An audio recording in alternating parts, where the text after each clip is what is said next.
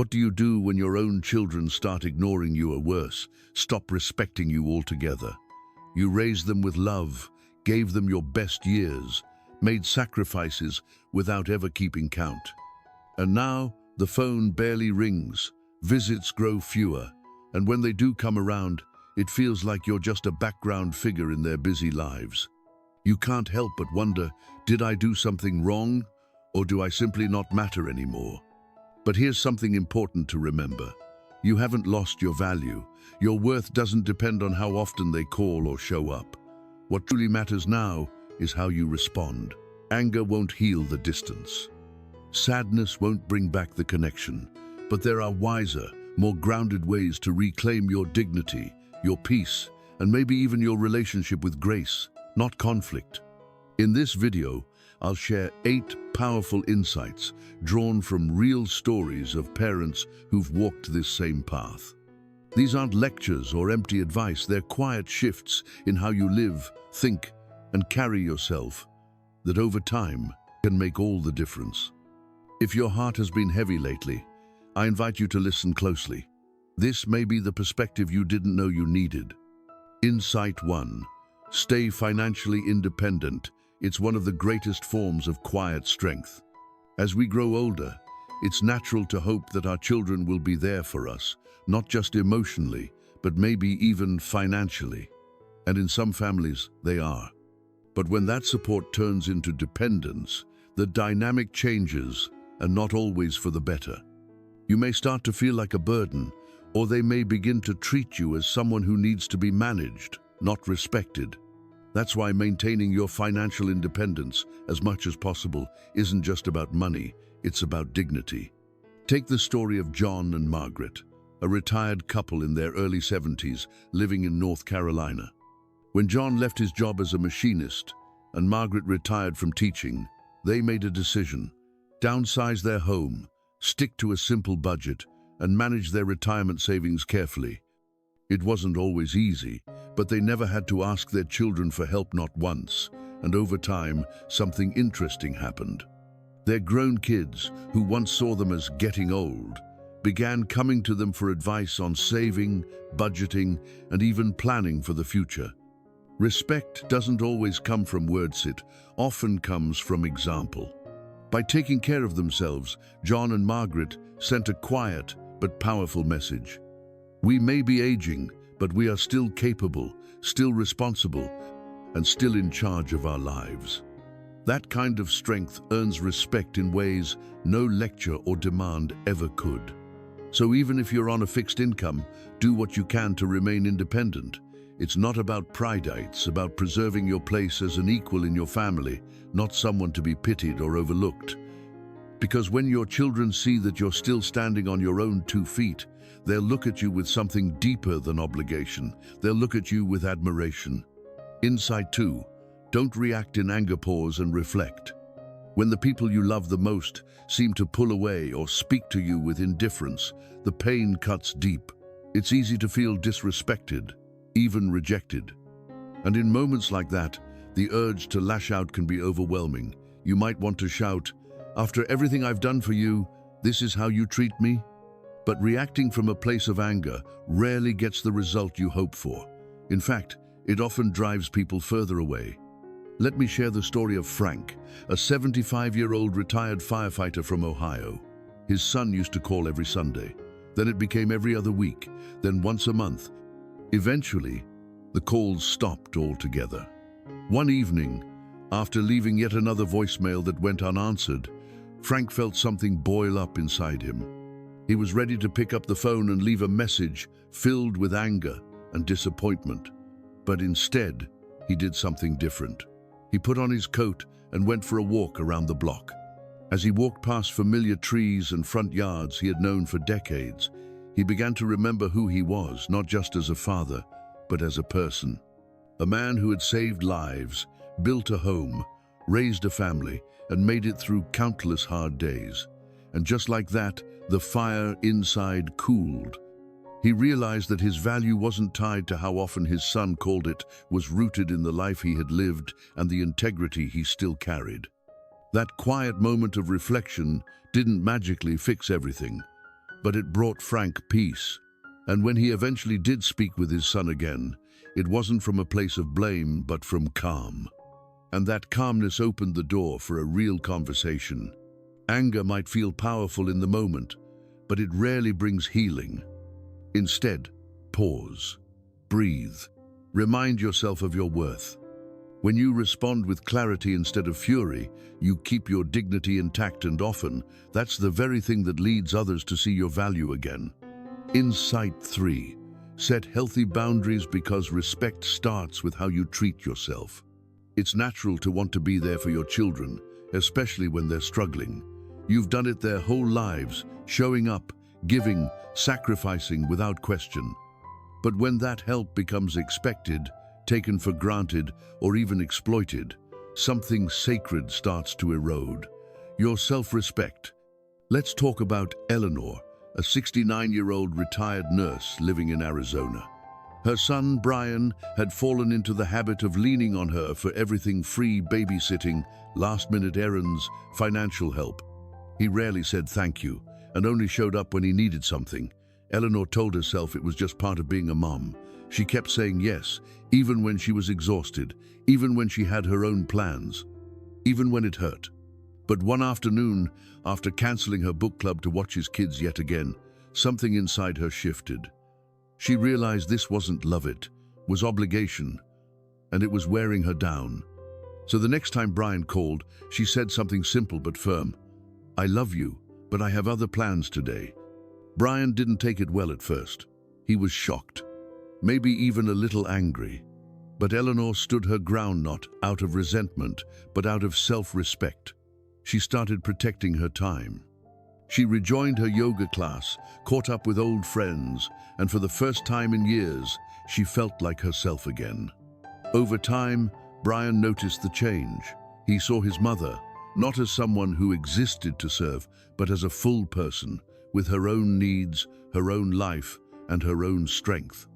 And slowly, he began to treat her with more care, more appreciation, and yes, more respect. Here's the truth. Boundaries are not walls, they are bridges to healthier relationships. When you respect your own time, energy, and emotional well-being, you teach others to do the same. You're not pushing your children away, you're showing them how to love you better. Insight 4. Rebuild your own life, find new purpose. When your children stop calling or visiting, it's easy to fall into waiting for the phone to ring, waiting for someone to knock on the door, waiting for attention, for acknowledgement, for something to remind you that you still matter. But the truth is, the longer you wait for someone else to bring you joy, the more life slips quietly past. That's what happened to Marjorie, a 72-year-old widow living in Colorado. After her husband passed, she found herself sitting by the kitchen window most days, watching the street, hoping her kids would visit. At first, they did briefly, out of obligation. Then came the excuses, then the silence. The days blurred together, and she began to feel invisible. But one morning, as she stood by the pantry, her eyes landed on an old box of flower seeds. Something stirred inside her. She dusted off her gardening gloves, stepped into her overgrown backyard, and began to dig. Just a few minutes at first, then an hour. Then, every morning, that garden became her sanctuary. And from there, her world started to grow again. Marjorie joined a local gardening group. She met neighbors she'd never spoken to before. She shared tomatoes with the woman next door, traded recipes, laughed under the sun. She stopped thinking about the silence from her kids and started feeling alive again. Then one day her daughter called. "Mom, you sound so happy lately. What changed?" That phone call led to more calls, longer visits, and for the first time in years, real connection. When you live with purpose, people notice, especially your children. It's not about proving anything. It's about filling your own life with meaning, joy, and movement. Because when you stop waiting for life to come to you and start building it again on your own terms, you become magnetic, not needy, not forgotten, but full of light.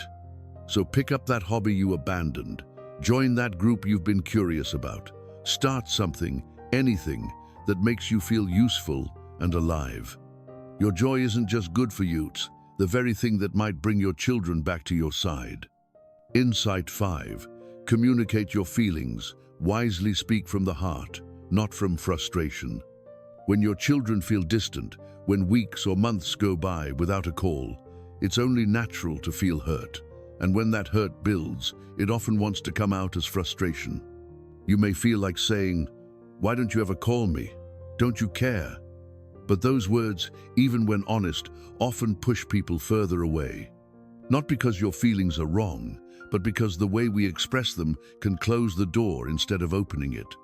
That's something Howard, a 74-year-old former carpenter in Michigan, had to learn the hard way. His son, Kyle, had become wrapped up in his career and young family.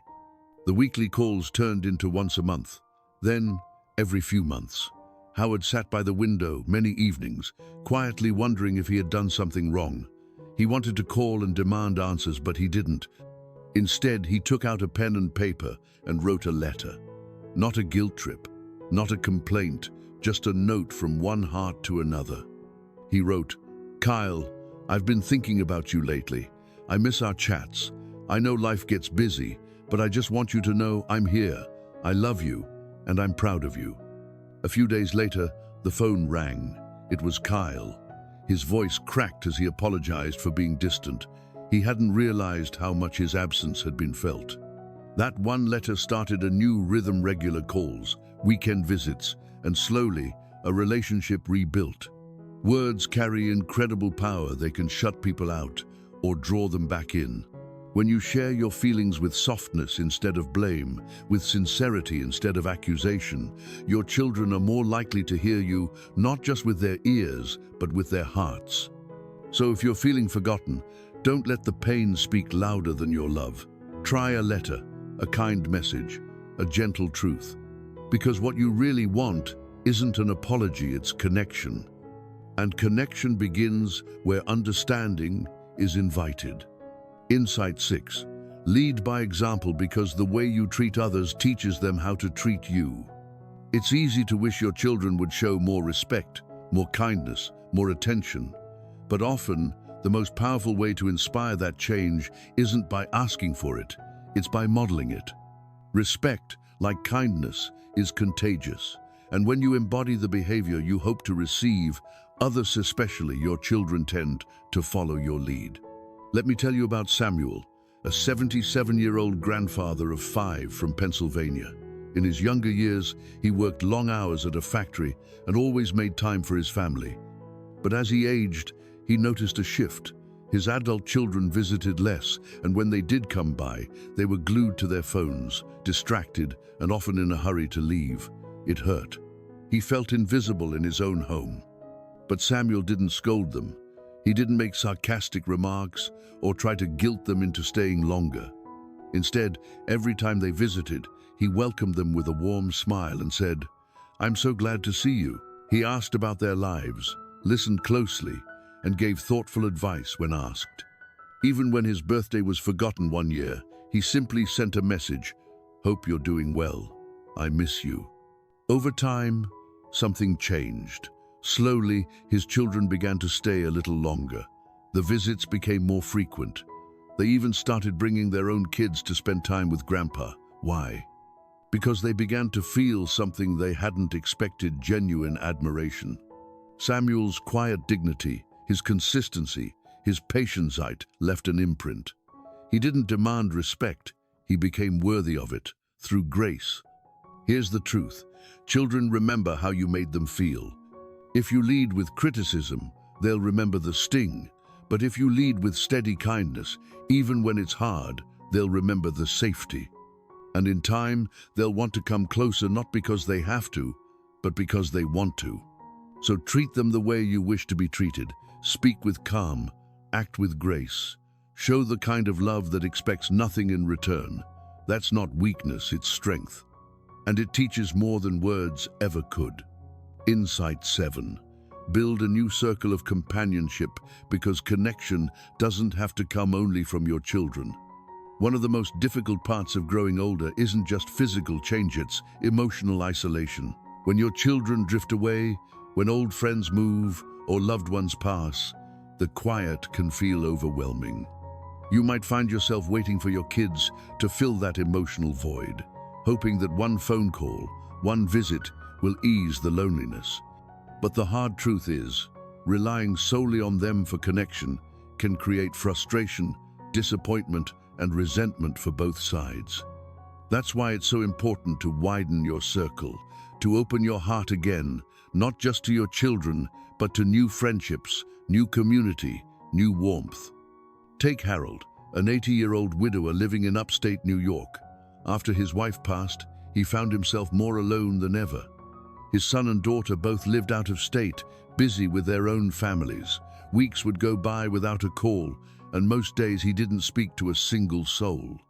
One afternoon, after an especially quiet weekend, Harold saw a flyer for a senior coffee club at the local community center. He hesitated, but something told him to go. That first visit changed everything. He met people who shared his memories, his sense of humor, his love for old music and simple joys.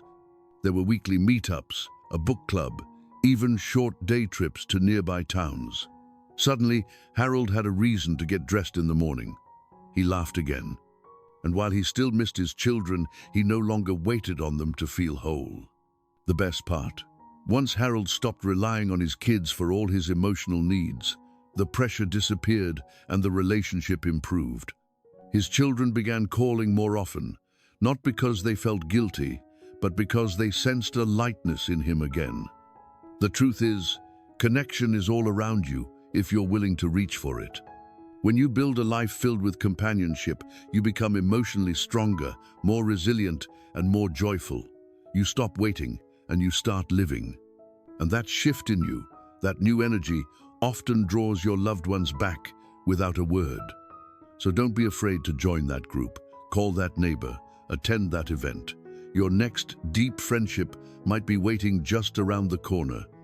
Insight 8. Forgive, but don't forget your worth, because letting go of pain doesn't mean letting go of yourself. When your children hurt you, whether through absence, sharp words, or simply forgetting you existed, cuts deeper than most wounds. And that pain, if left unattended, can quietly turn into resentment. But here's the thing, holding on to that resentment doesn't punish them, it punishes you. It keeps you locked in a cycle of sadness, anger, and longing.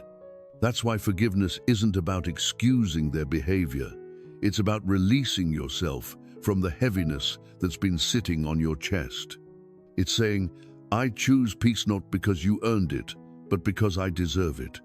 Let me share the story of Dorothy, a 76-year-old retired art teacher from Oregon. Her daughter, Rachel, had grown distant over the years. Birthdays went unmentioned. Holidays came and went without a visit. Dorothy often found herself staring at old family photos, wondering, where did I go wrong? The sadness was deep, but so was her strength.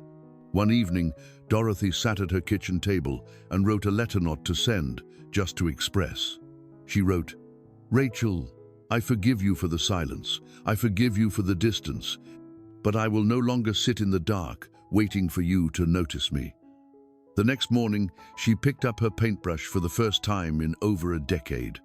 Slowly, her days filled with color, again through painting, community art shows, and even teaching a small watercolor class at the local library.